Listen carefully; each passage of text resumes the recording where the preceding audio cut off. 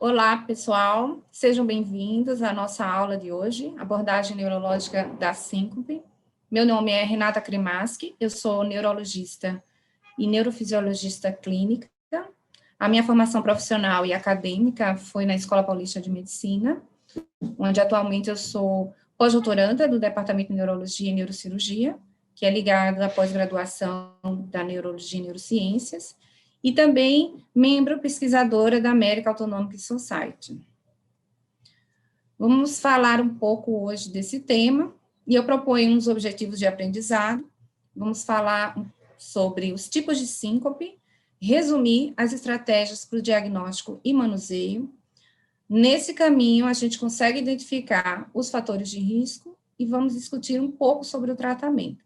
Para quem quiser um pouco mais além, eu deixo aqui como sugestão essa referência para vocês buscarem sobre neurologia e arte, que é um artigo bem interessante que fala sobre a síncope, perda da consciência, o que é relatado como arte, síncope e epilepsia, e é sempre bom a gente ter uma opção para fazer uma descontração.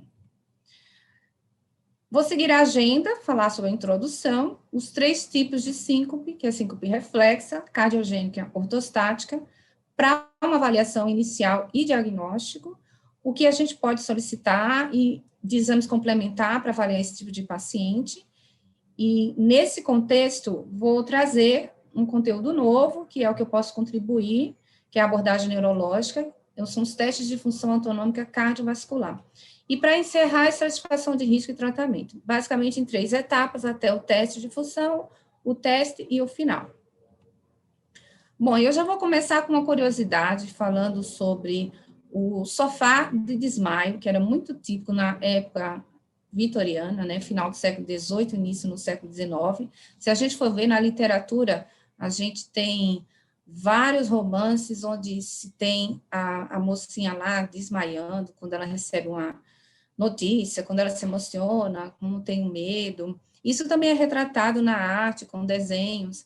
O interessante é que a síncope, ela não é só uma coisa que desperta curiosidade para a gente, né, na medicina, e vai atrás de causas, que muitos mecanismos são explicados, mas nessa época vitoriana, foi daí onde inicialmente se investigou, né, a função do espartilho, que apertava muito a caixa torácica, a cintura abdominal dessas pacientes, e daí nem se comia tanto, podia ter hipoglicemia e síncope, também elas tinham uma redução na capacidade ventilatória.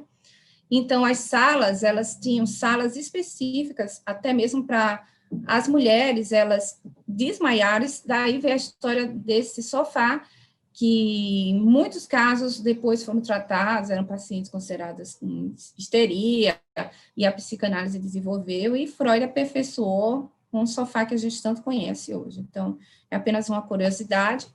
Já vamos num conteúdo um pouco mais denso, que a gente sabe, a epidemiologia da síncope, ela varia de acordo com o tipo de estudo e o país, o quanto se investe em pesquisas. Temos essa publicação recente aí, de 2014, que dá uma ideia de que é bastante importante a gente estudar a síncope. A prevalência, ela pode ser bem alta em idosos, semelhante em ambos os sexos, mas ela é responsável de 3 a 5% de visitas à emergência, e 40% dos casos de hospitalização com estadia média de 5,5 dias, já foi relatada publicação sobre isso. Daí, a gente já sabe que tem um custo anual de tratamento desses pacientes, e, fora isso, a taxa de recorrência ela pode ser elevada e o paciente pode ter lesão física a partir dos episódios de síncope. Entrando no conteúdo propriamente dito sobre a síncope, inicialmente a gente precisa diferenciar o que é a perda transitória da consciência e a síncope. Por definição, a perda transitória da consciência ela é um evento de início súbito, curta duração e uma recuperação espontânea completa. Então, na perda transitória da consciência, o indivíduo apresenta a perda da vigília e responsividade, associada à perda do controle motor voluntário. Geralmente, isso aí é uma fraqueza, né, uma flacidez, mas pode ter uma hipertonia e até mesmo abalos. A amnésia é frequente neste evento, e o episódio dessa perda da consciência pode ter causas variáveis. Uma delas é a síncope. A síncope é quando tem a perda da consciência com a perda global da circulação cerebral. Então, o paciente apresenta uma curta hipoperfusão, quando tem uma redução da PA em níveis estimados, que estão descritos aqui, sistólico de 50 a 60, diastólico de 30 a 45, cerca de 6 a 5 segundos, o paciente clinicamente apresenta a síncope. Então, a perda da consciência, ela é transitória, ele tem abalos, pode ter um abalo clônico, que dura segundos, menos de 20 segundos, geralmente. Mas, se o paciente é colocado numa outra posição, ele for colocado em pé, por exemplo, a perda da consciência pode durar um pouco mais do que 20 segundos. Nesse contexto, a gente tem que entender que também há intolerância ortostática nos pacientes que apresentam síncope, que é um outro conceito, que são manifestações transitórias, geralmente de curta duração, quando ele muda do decúbito dorsal, ele está deitado e ele se levanta, e que tem uma melhora dessa sintomatologia quando ele senta ou ele volta.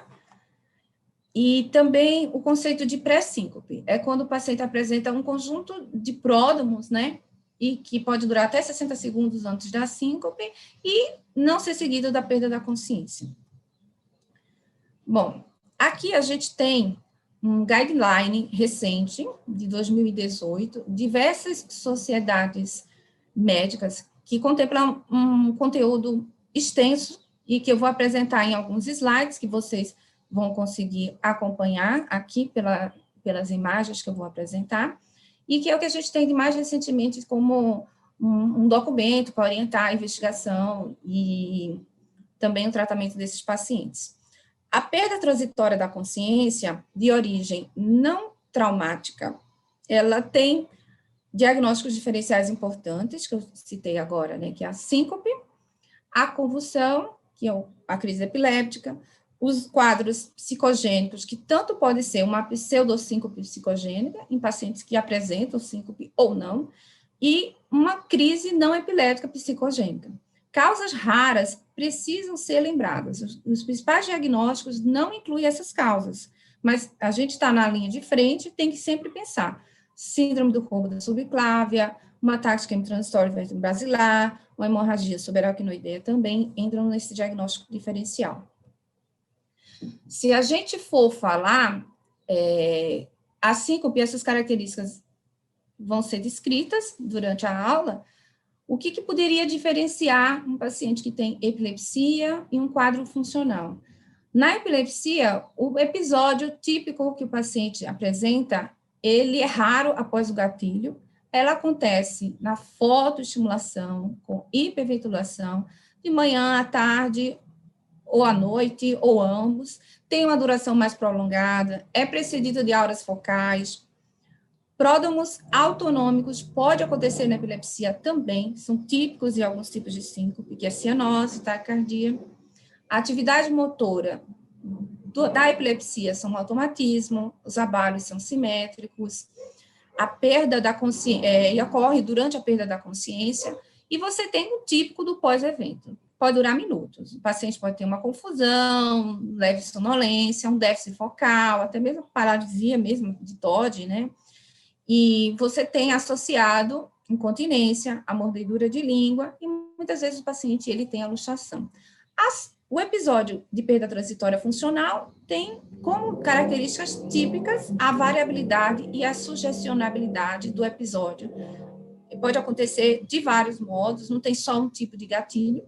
Daí a gente vê que não tem um pródromo, o paciente não relata um abalo mais típico, tem movimentos não sincrônicos, chora no evento, ele tem abalos pélvicos, o pós-evento dura, não tem a descrição do ambiente, não tem associação com a incontinência, e essa injúria também não é frequente. Então, é só a introdução de perda da consciência, o principal diagnóstico diferencial de síncope, que é a epilepsia. E agora a gente vai falar sobre os tipos principais de síncope, na verdade, não os principais, os tipos de síncope, e detalhar dentro o que é a característica principal para a gente lembrar.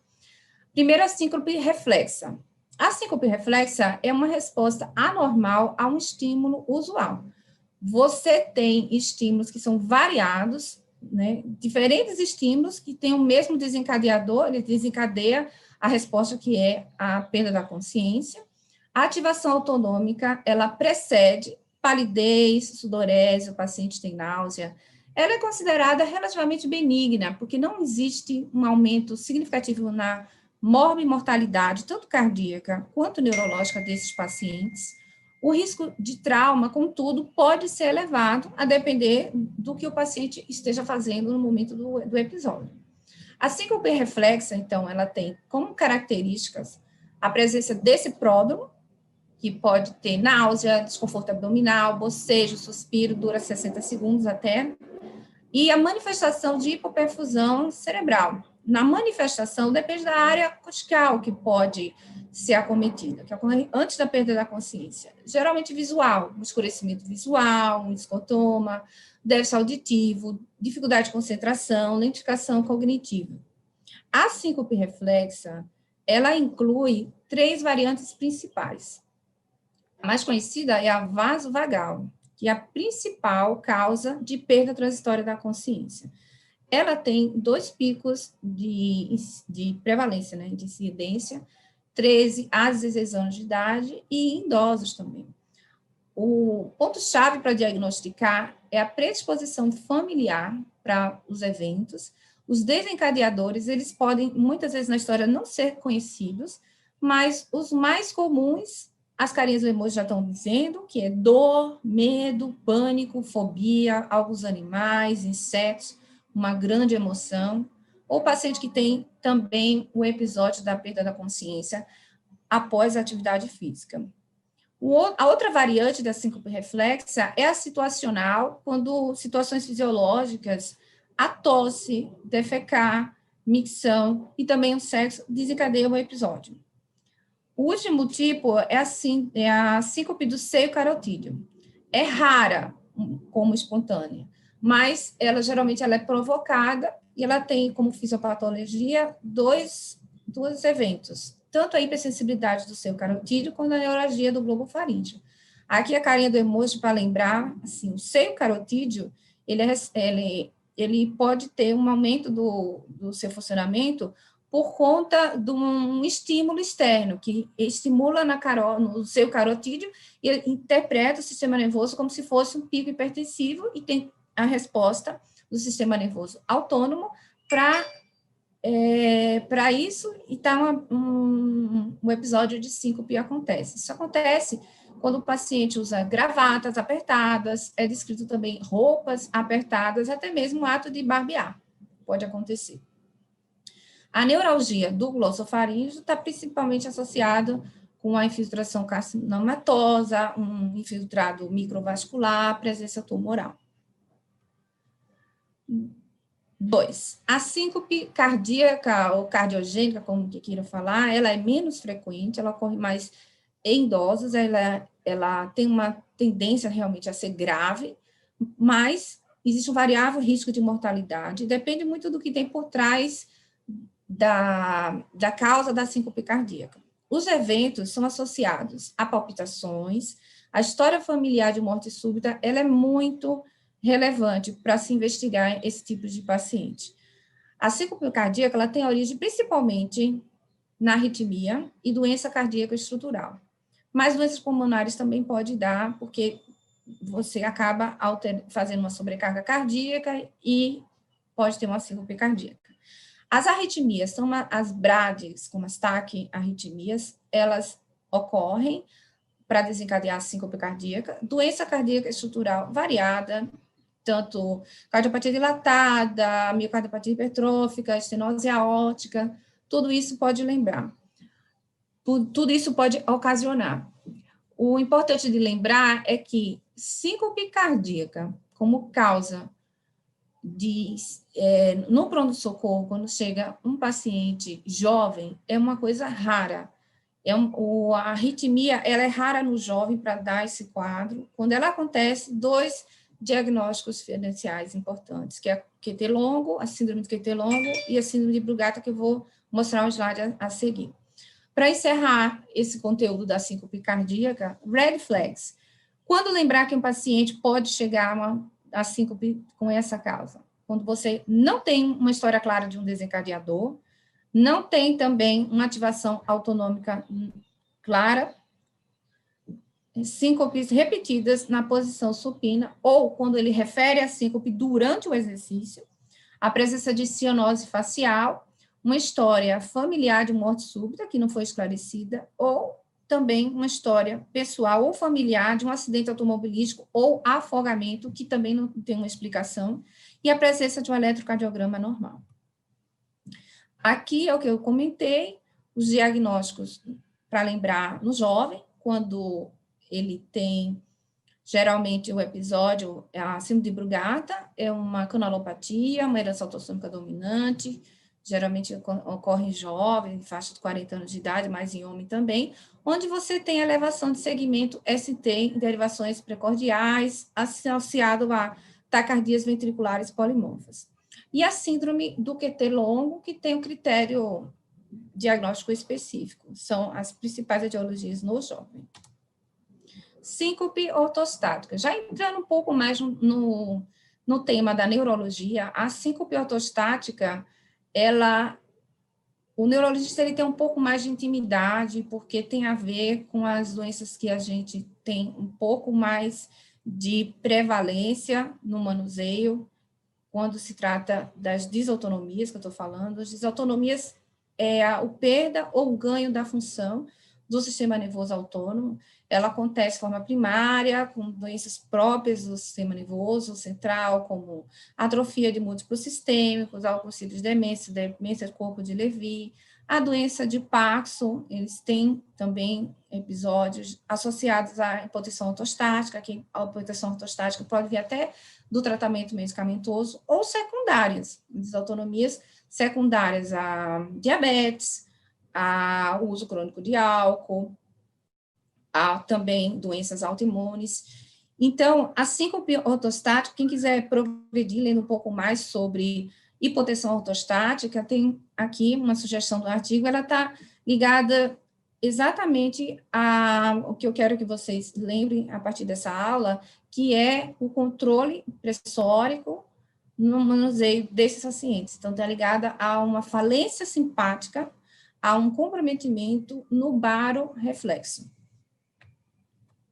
A síncope ortostática, ela ocorre, então, nos pacientes que têm, é uma das sintomatologias de intolerância ortostática. Síncope pode acontecer, assim como a hipotensão ortostática. Na intolerância, esses pacientes têm tontura, visão turva, cansaço, prejuízo cognitivo, pode ter manifestação de ativação simpática associada, tremor e palpitações. O diagnóstico de hipotensão ortostática, ele ocorre com critérios bem definidos.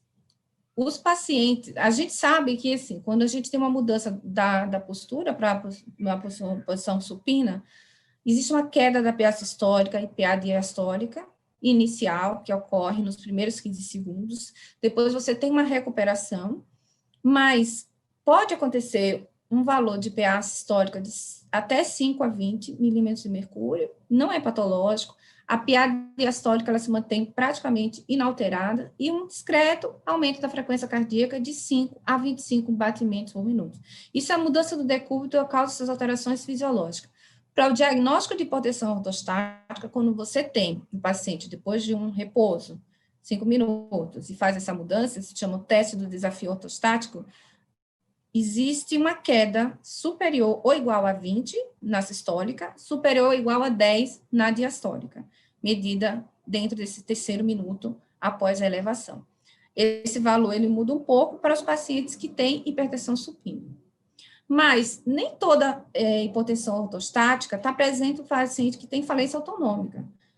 Várias condições clínicas, e é essa mensagem que tem que ficar para quem trabalha com um paciente, até mesmo em urgência, os pacientes idosos, eles têm a síncope com hipotensão ortostática, por uso de medicamentos também, antipertensivos, diuréticos, vasodilatadores, bloqueadores de canais de cálcio, antidepressivo tricíclico, neuroléptico, alfa-bloqueador para tratar prostatismo, hipovolemia, desidratação, insuficiência adrenal e febre também dão hipotensão ortostática, porque você tem uma diminuição do volume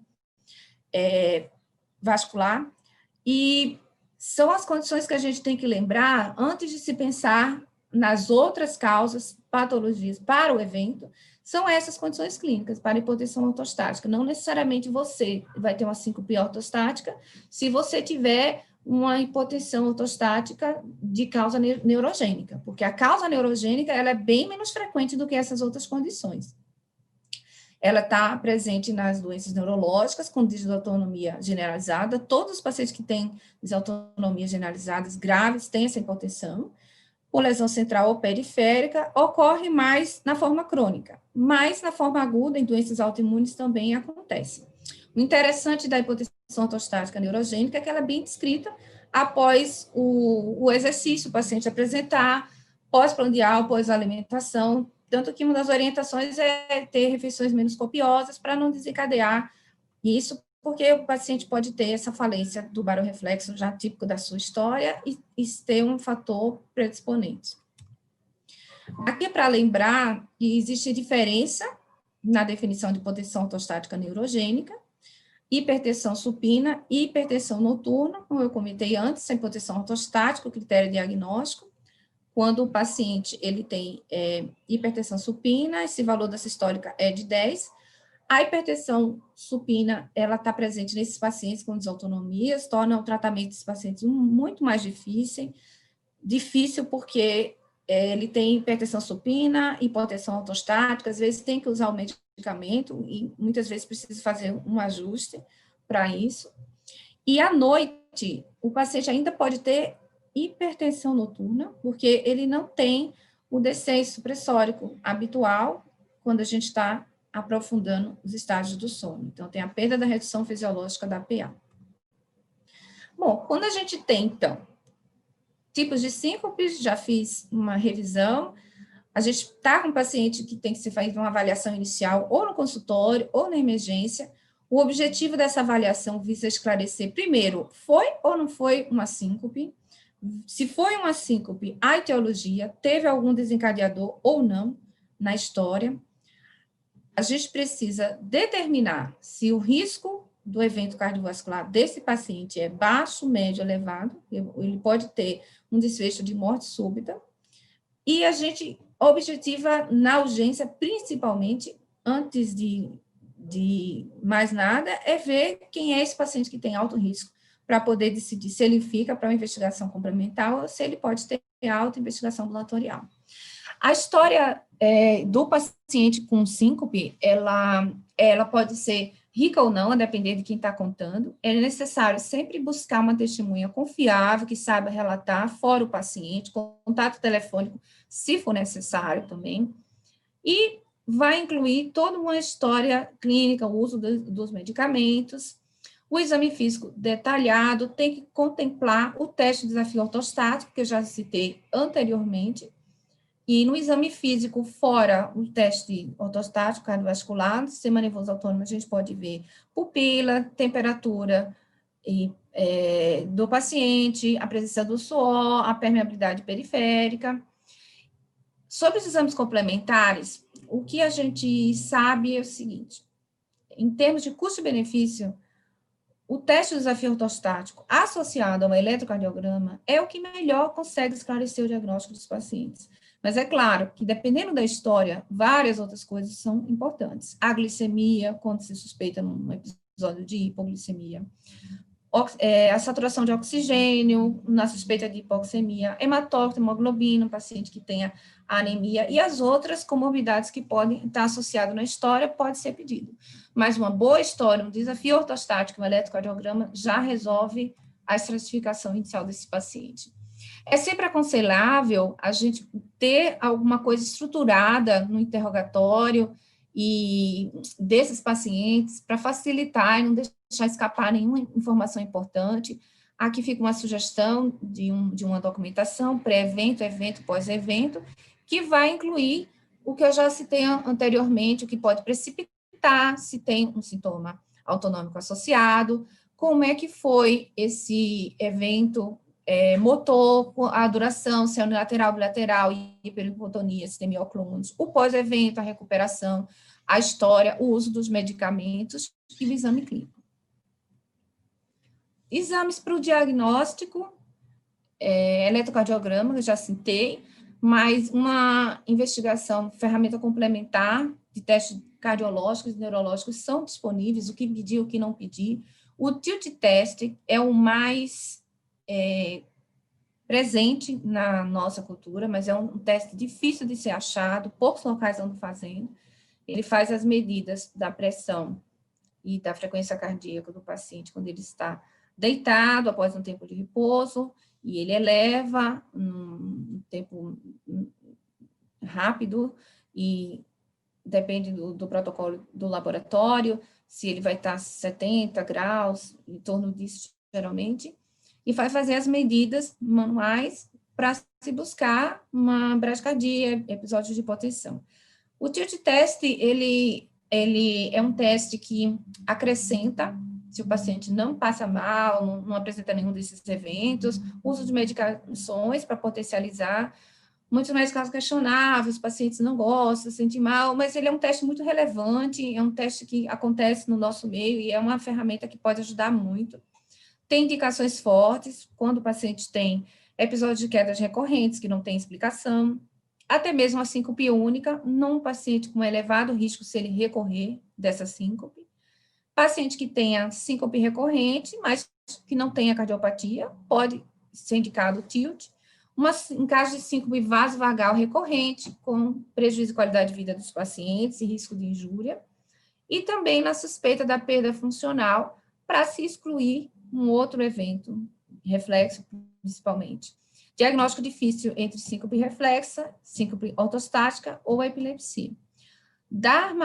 Dos exames cardiológicos, eletrocardiograma, a massagem do seio carotídeo, que é realizado pelo cardiologista com a monitorização cuidadosa, o Holter na suspeita de arritmia, o teste de exercício, o teste eletrofisiológico, o ecocardiograma na busca de doença cardíaca estrutural.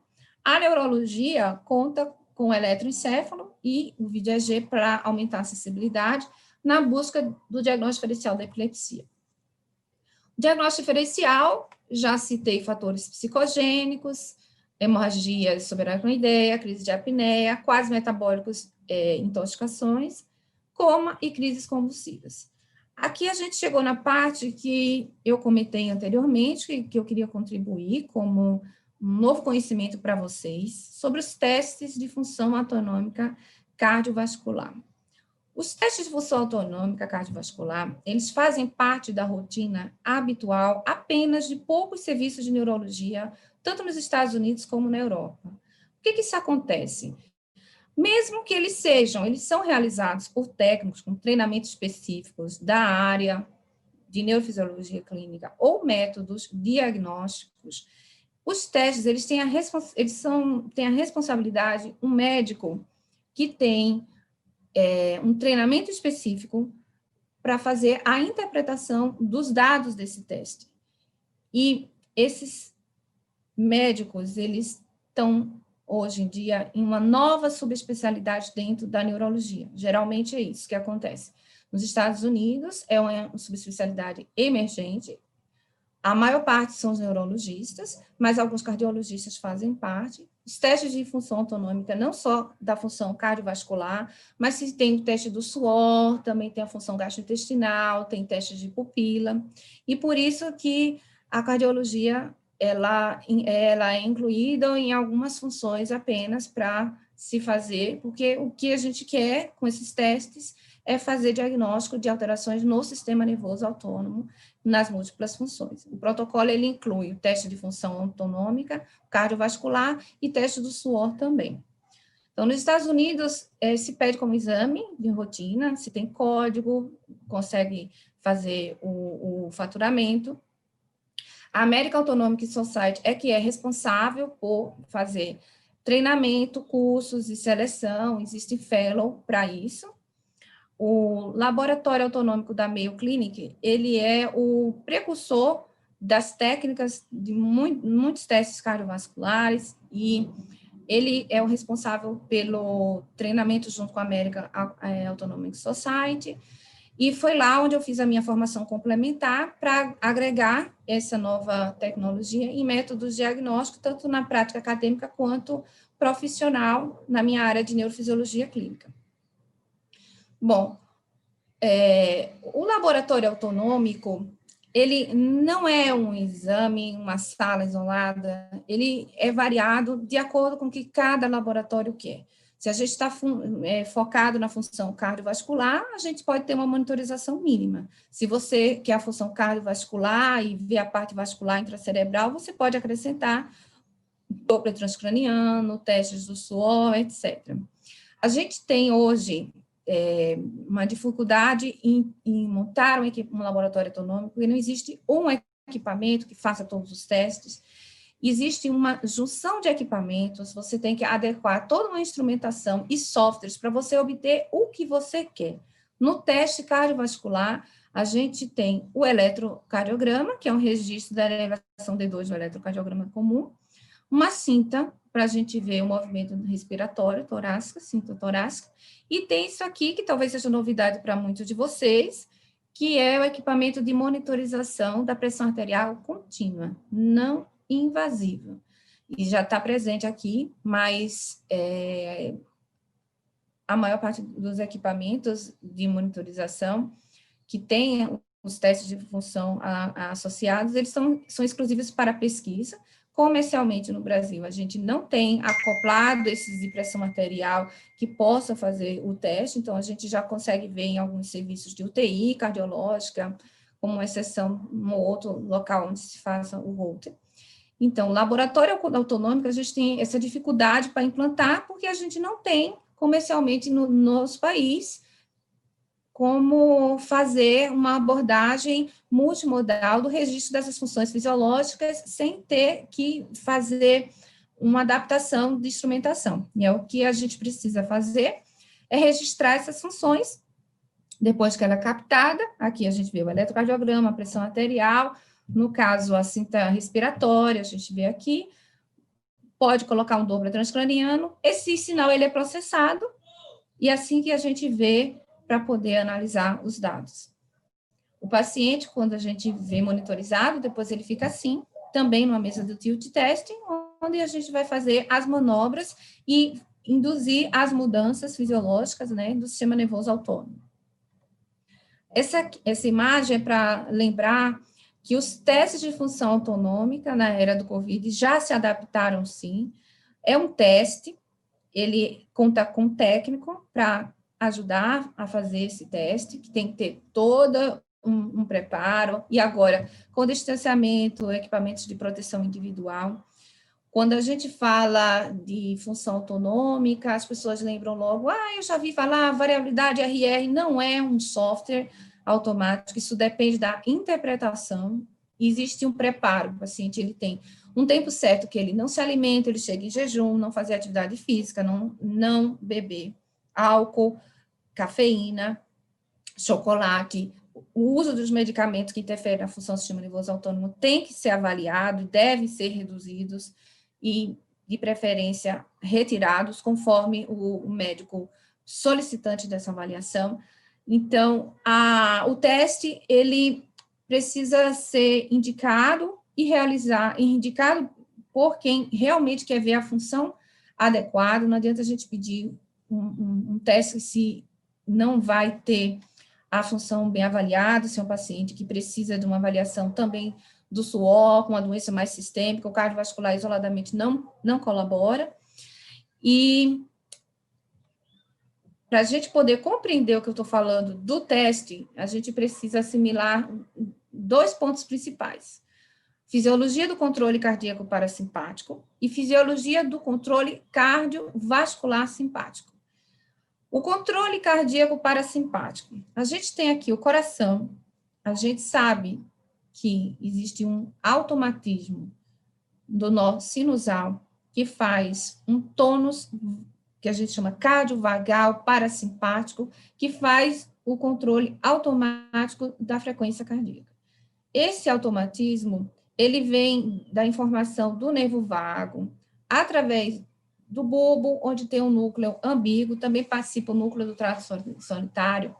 No sistema nervoso central, você tem esse controle após aferências excitatórias e inibitórias. Então, a gente, no sistema nervoso central, recebe essa informação, principalmente de baroreflexo, quimioreceptores também, e cardiorrespiratórios, ela é processada, e essa influência acontece através do núcleo vago para ter sempre o automatismo. Esse automatismo, ele acontece no nó sinusal, que para a gente, sistema nervoso autônomo, a gente chama de gânglio cardíaco, mas o nervo vago, ele também influencia na contratilidade do átrio, porque tem no átrio direito e o átrio esquerdo, e também no nódo atrioventricular, e ele influencia na condução AV. Então, as aferências excitatórias e inibitórias são processadas e existe essa manutenção de um tônus, que é uma atividade cardiovascular basal que acontece. O que principalmente influencia nisso é o reflexo barorreceptor, que ele faz a adaptação do nosso organismo às alterações da pressão arterial. A gente vai ver no slide a seguir.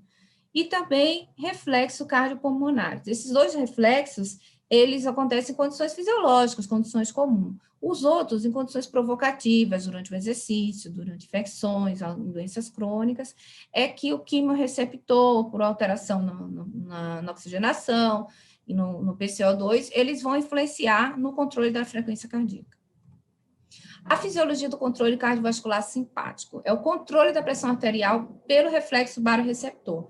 Quando a gente aumenta a frequência, aumenta a pressão arterial, você tem aumento da atividade do barorreceptor, por alça de feedback e retroalimentação, aumento da atividade parasimpática, diminui o simpático e também diminui o sistema renina-vasopressina, para você, consequentemente, ter uma redução da pressão arterial.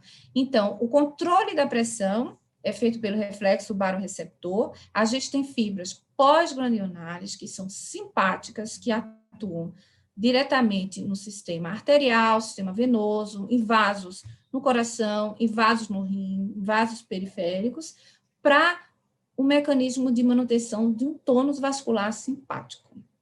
E o anterior, o controle cardíaco parasimpático, é o neurotransmissor acetilcolina. Os testes de função cardiovagal ou parasimpático, eles funcionam justamente na análise da frequência cardíaca. O normal é que a gente varia a frequência cardíaca de acordo com o que eu mostrei 2 slides antes.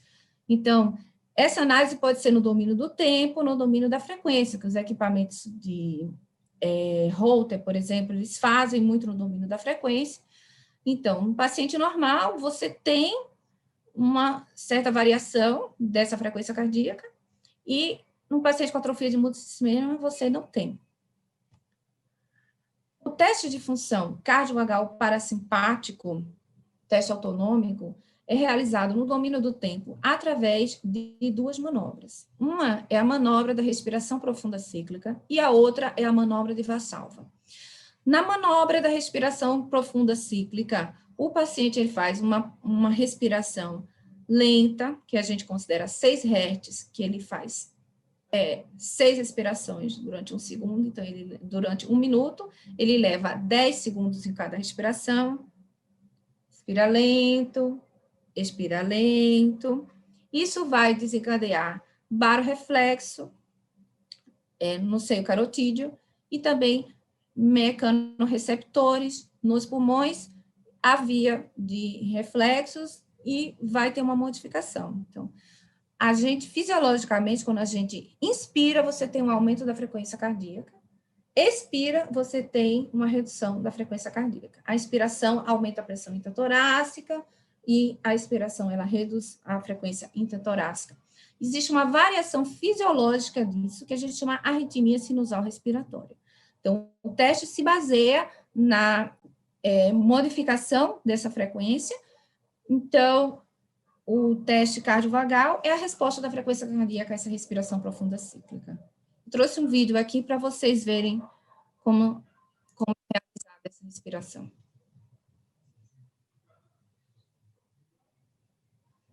O paciente é orientado a fazer respiração lenta, inspiração, expiração. Você tem que dar um feedback disso. Ele está vendo o monitor com setas subindo e setas baixando, ou se não, alguém vai acompanhando, ele bastante relaxado. Parece bem simples, mas não é, porque tem vários fatores que influenciam. A idade do paciente, a obesidade se influencia na respiração também, se o paciente consegue fazer essa manobra ou não. Muitas vezes o paciente hiperventila e influencia na resposta. Então, a avaliação, ela é feita pela arritmia sinusal respiratória. Aqui, à esquerda, tem um traçado aqui, ó, frequência respiratória do paciente, o normal, ele vai fazendo as oscilações, né? Não a frequência respiratória, desculpa, a frequência cardíaca acima. Então, ele tem que variar essa frequência cardíaca. Um paciente que está patológico, alterado, ele faz uma variação menor. Então, tem valores normais, a gente compara por idade do paciente, vê as manobras, se foram adequadas ou não, repete a manobra, tem que dar um espaço. A segunda manobra é a manobra de Valsalva. Valsalva é uma expiração forçada, mantida após uma inspiração. Então, isso é feito orientando o paciente a manter sempre uma pressão, essa Valsalva do teste autonômico cardiovagal e simpático. O paciente realiza a pressão de 40 milímetros de mercúrio durante 15 segundos, é orientado, respira profundo e sopra a seringa, se dá o feedback, vai, o paciente ele tem que desencadear o baroreflexo. E a gente, quando ele desencadeia o baroreflexo, a gente vai ver alterações na pressão arterial e na frequência cardíaca.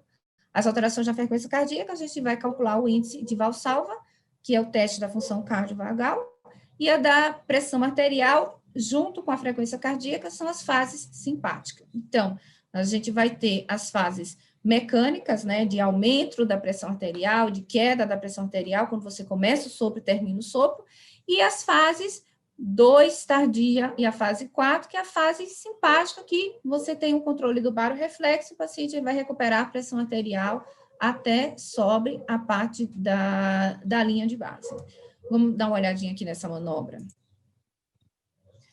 Uma respiração, deep breath, e aí, solta. Vai. A gente percebe que fica taquicárdico quando tem essa manobra. O monitor consegue registrar. Esse canal aqui é o canal da pressão arterial. Então, você faz o registro das manobras e consegue fazer o diagnóstico se o baroreflexo está ok ou não tem, quais são as alterações que são evidenciadas. A resposta da frequência cardíaca à manobra de Valsalva é feita pelo índice de Valsalva, que é calculado a maior frequência cardíaca dessa fase de recuperação e a menor frequência cardíaca. O índice de Valsalva é indicador de função parasimpática cardiovagal, mas tem um componente, sim, da função simpática. Os testes de função simpática adrenética é a resposta da frequência cardíaca e pressão arterial à manobra de Valsalva. Como eu já mostrei, durante um teste só, você tem o parasimpático e o simpático, o paciente vai responder com as fases da pressão arterial, e aí a gente vai fazer uma série de cálculos de diferenças de pressão, se é considerado normal ou não é, o tempo de recuperação da fase 4. Então, é um teste trabalhoso, que exige treinamento para se saber identificar as curvas, se o reflexo ele foi desencadeado ou não, porque muita coisa pode influenciar. Se o paciente não mantiver essa pressão adequada, não vai ter o baroreflexo, não tem a resposta, você pode até dizer que ele tem uma falência simpática quando ele não apresenta. O terceiro teste que a gente tem é o tilt test, que é onde a gente observa a resposta da frequência cardíaca e pressão arterial ao estresse ortostático de inclinação passiva. O tilt test, o redapt tilt test do teste de função autonômica, é um teste que é a mesma técnica do tilt comum que se faz na cardiologia, contudo, não se administra medicação, é um teste curto, de 10 minutos, onde o que se faz, fora as medições intermitentes, manuais, se faz a medição contínua da pressão arterial pelo método não invasivo. Com isso, a gente consegue fazer o registro, a gente sabe a pressão arterial aqui do lado esquerdo, frequência cardíaca, as medidas estão aqui do lado direito, em todos esses traçados aqui. O paciente normal, ele faz uma variação, uma oscilação, ele fica com a tática um período, ele tem a queda inicial, depois ele faz uma recuperação, mantém um nível de valor de frequência cardíaca e pressão arterial. O paciente com síncope, ele vai ter subitamente, ele vai ter a queda da pressão arterial e vai ter também a queda da frequência cardíaca. A resposta aqui chama-se a vasopressora e a cardioinibitória. O paciente que vai ter hipotensão ortostática, ou esse novo diagnóstico que eu quero apresentar a vocês, é o que o tilt do teste de função autonômica pode acrescentar na investigação desses pacientes. Com a monitorização contínua, existe uma patologia chamada POTS, que é pós-ortostática taquicardia síndrome, que é o paciente que não tem uma hipotensão ortostática, mas tem todos os sintomas de intolerância ortostática, e que quando você faz o tilt, você observa que ele persistentemente, ele mantém uma frequência cardíaca acima aqui, ó, de 120. Critério diagnóstico tem que ter uma diferença, um aumento de 30 e se manter por um período de 3 a 5 minutos, a frequência cardíaca sempre elevada. Então, POTS é uma patologia que foi descrita pelo esse grupo, o professor da Mayo Clinic, que é o professor Low, e que é um diagnóstico diferencial para hipotensão ortostática. Na hipotensão ortostática, o paciente vai apresentando a queda lentamente dos valores da pressão arterial. Bom, voltando à síncope, falamos sobre síncope, sobre os testes de função autonômica, que são os testes neurológicos.